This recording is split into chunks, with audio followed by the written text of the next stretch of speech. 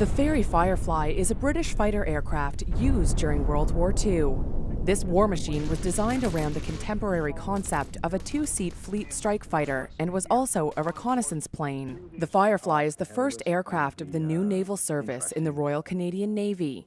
It was delivered to HMCS Shearwater by HMCS Warrior on March 31st of 1946.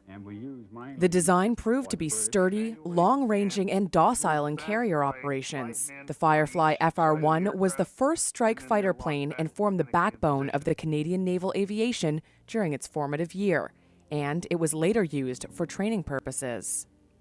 This plane now rests its war-torn body at the Shearwater Aviation Museum.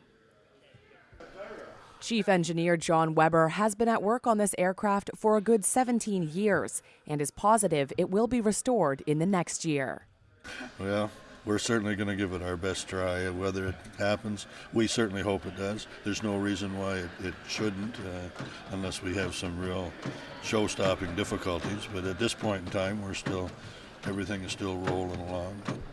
In 1980, 5 Fireflies were found in Ethiopia, some missing parts, some even holding live bullet rounds. Further investigation revealed that these aircrafts were indeed ex-RCN Fireflies that had been sold to the Ethiopian Air Force.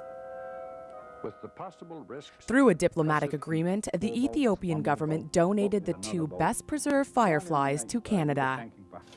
They were airlifted to Ottawa and then donated to Shearwater to be displayed in the museum.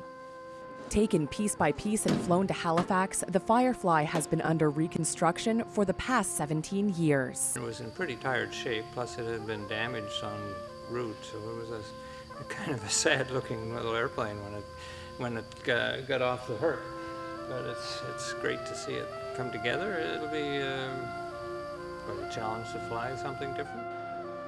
Since Firefly PP-462's arrival at Shearwater, a small dedicated group of volunteers has slowly been restoring the aircraft to flying condition with some assistance donated by local aviation industries. They said they wanted to fly it, and I hope to help them do that. It's a big challenge.